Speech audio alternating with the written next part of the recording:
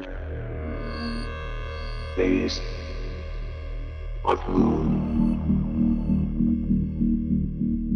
We just received photos from Ed that we're going to be sharing exclusively right here at Third Phase of Moon. We're going to share incredible encounters from around the world, all the way from Johnson's Atoll and from the United States. Incredible close encounters with aliens, UFO sightings. Third Phase of Moon is the place to share your stories.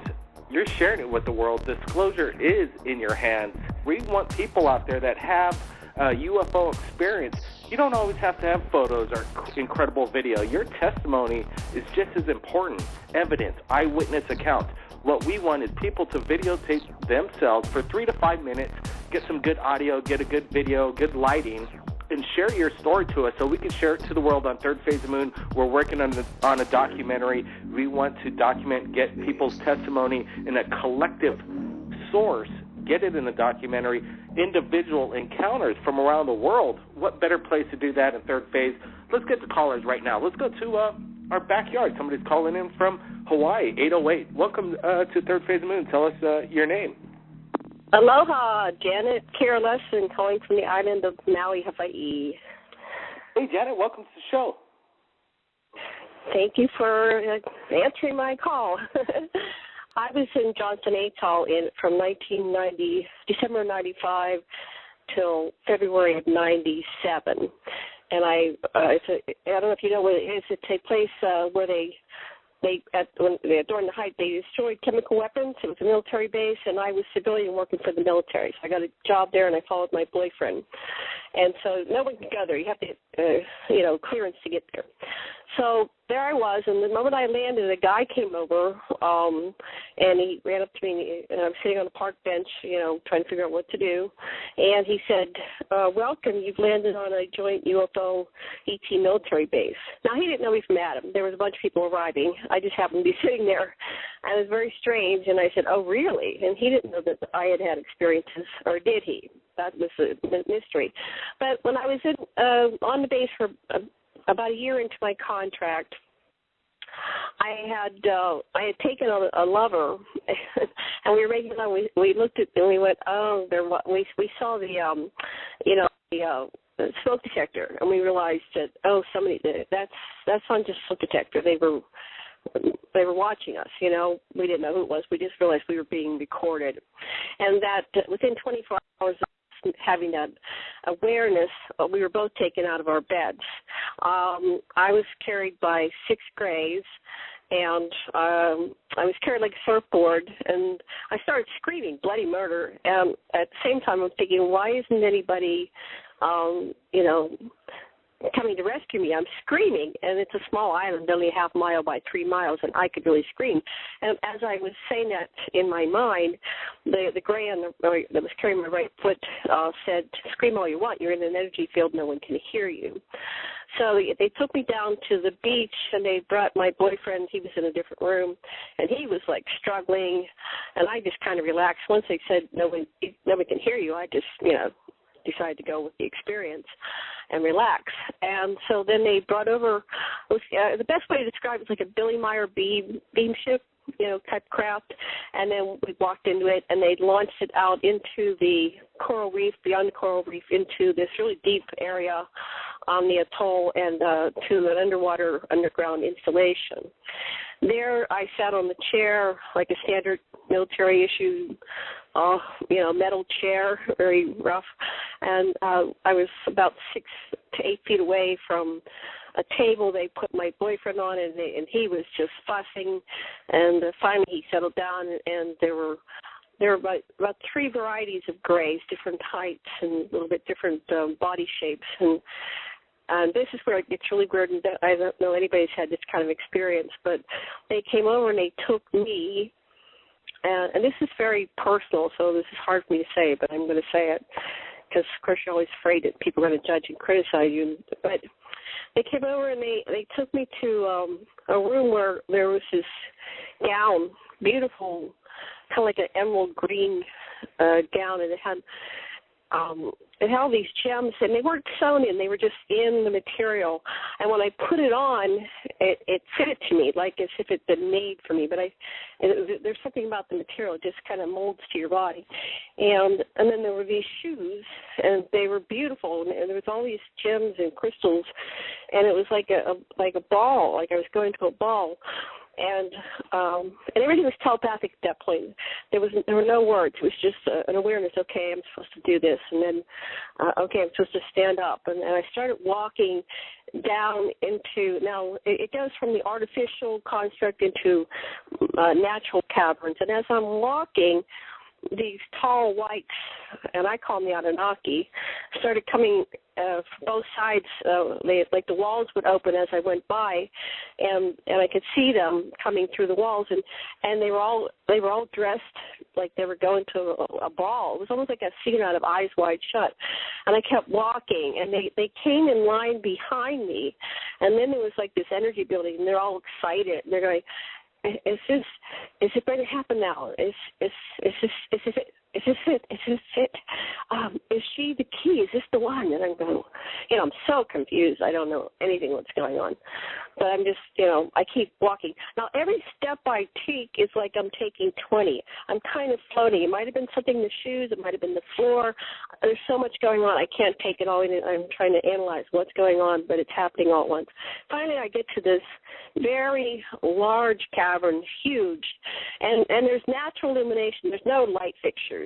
It's all very beautiful. It's something out of a like a Spielberg film, And I'm standing in front of a giant wall that's solid obelisk, that dark, glossy black, and there's a light that comes from somewhere up above it. It makes a perfect circle, and as I stand there, then everything stops. All the it's not even telepathic noise kind of stops. And this is where it gets really weird. But I've talked to a lot of people about this since, and it does make sense. So suddenly the wall dissolves.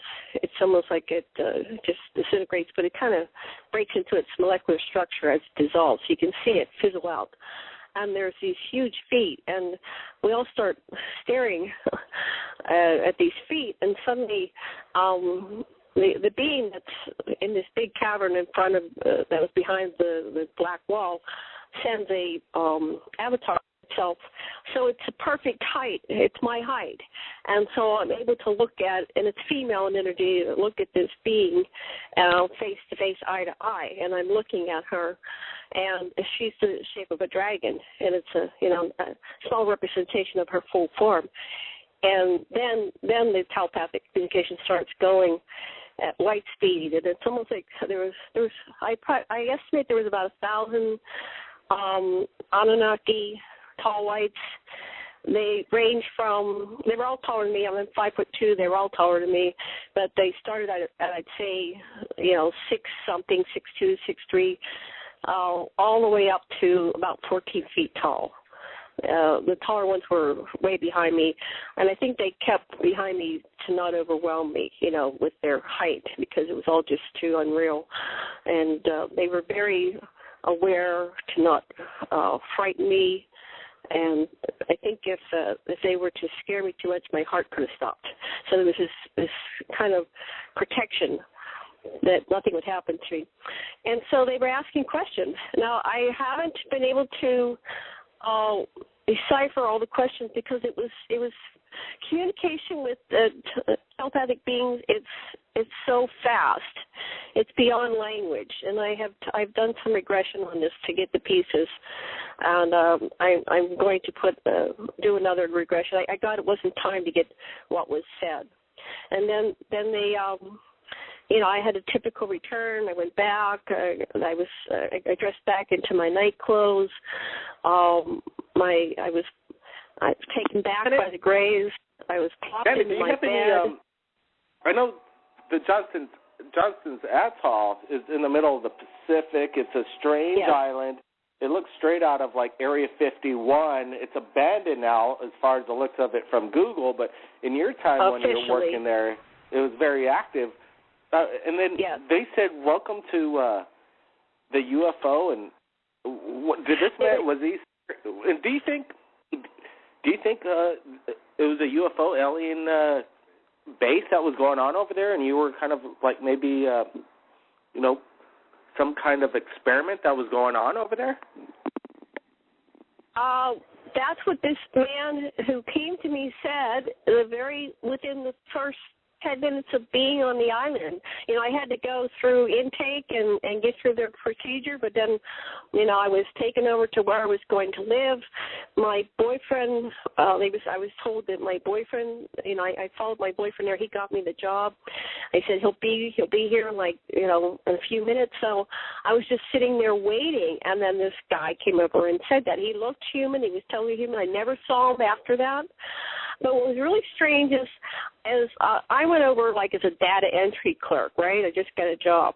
Before I knew it, I am promoted without even, really trying anything to the president's office right across the hall from the commander of the entire island. So, and then for at least an hour every day, I was talking to the second in command. He would call me into his office and just have these chats with me. So they were monitoring me very closely. See, because I'm an experiencer, contacting experiencer, and I've had it since the crib. So they knew who I was, and they were monitoring me the entire time.